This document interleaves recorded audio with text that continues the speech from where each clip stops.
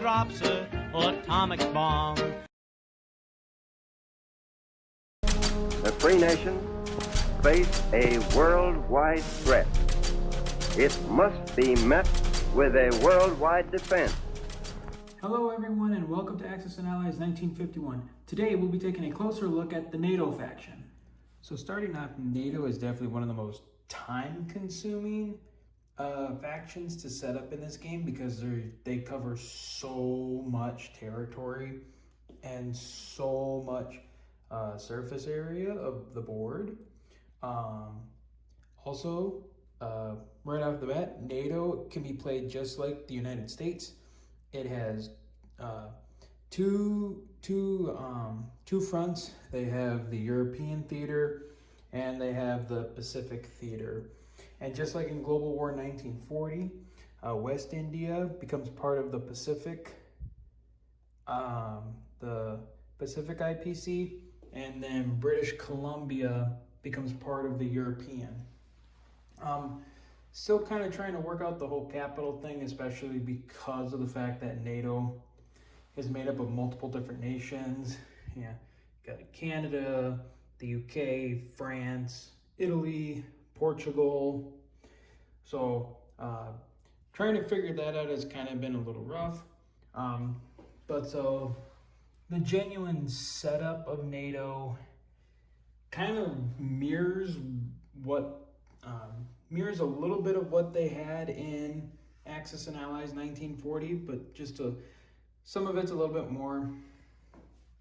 Same thing with like the United States. We have some of these army markers in Europe for NATO, and these are the two NATO army boards that track the various NATO armies that we have in the game as of right now. One thing everyone is probably going to notice right off the bat is that we are using the British pieces to represent NATO. And one of the biggest reasons for that is just because we don't have enough of the blue French pieces to fill out the entire team. So in Europe, NATO is decently strong. They kind of have to hope and pray that the US and NATO forces who are in combat in Germany can, hopefully do some damage to the Russians before they can start moving west. NATO does have two rather large navies in Europe. They have this one with a NATO task force marker in Zone 109 and another one here in Zone 97. And those are those two navies. This one is the 109 and this one is the 97, I believe, or it might be flipped. But so those are the two NATO task force that we have that are operating in Europe as of right now. Over in the Pacific, NATO is kind of weak, kind of strong, give or take.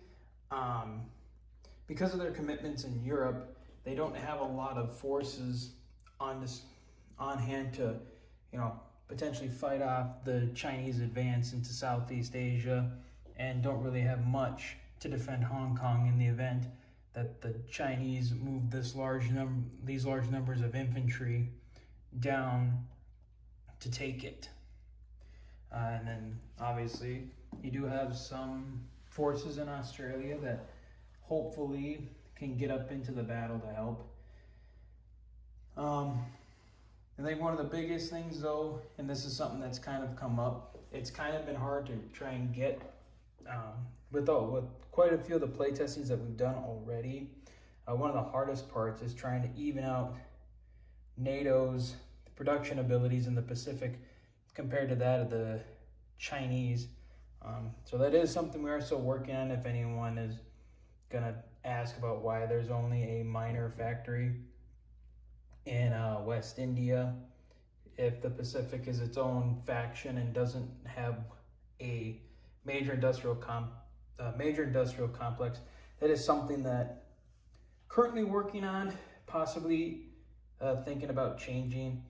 Like I keep saying, the game is constantly changing, and we're constantly figuring stuff out. Big rule, one of the other big rules, just like I pointed out in the introduction, that while Egypt and Alexandria are now neutral because of the change in the Egyptian government right at the end of 1950, the British NATO forces that are in Transjordan, or I suppose would be called probably Israel at this point, they still do control, NATO still does control the Suez Canal. So NATO navies and US navies can still pass through the canal unopposed. And then, let's see here. Like I said before, this is definitely one of the more time-consuming factions to set up, just because there's so much, and they're, obviously with NATO, some nations were added to it, such as, Norway was one of the founding members of NATO. Portugal became one of the founding members of NATO, so they are now an active country in the game, and this is what we've given them to start with. And then just kind of looking at the board, it's pretty self-explanatory. One thing that some people might notice is that in global, Northern Italy has a major industrial complex. We took that out partially for the playability factor, but also to sort of represent that even though we're 5 years on after World War II, Italy is still being rebuilt. And that actually does go for the same for Western Germany, because if I recall, in global 1940, Western Germany also has a major industrial complex. But we took it down to a 3 for 1, playability factor, but 2, also to sort of represent that 5 years on, Germany is also sort of being rebuilt, and due to the fact that West Germany is still divided up among the Allies. Obviously the nation of West Germany has not yet been created, so there is no West German team, if you want to call it that. Even though the West German team would just be rolled up into the NATO team as well. So that is a quick overview of the NATO team. Like I said, they're big, and they are definitely time consuming as far as setup. So I hope you guys enjoyed today's video. Subscribe, comment if you got questions. If you want to see some of the rules, the rule book that we created and the setup, just message us your email, and we'll send you a copy if you're interested. Have a good day, everyone. Bye.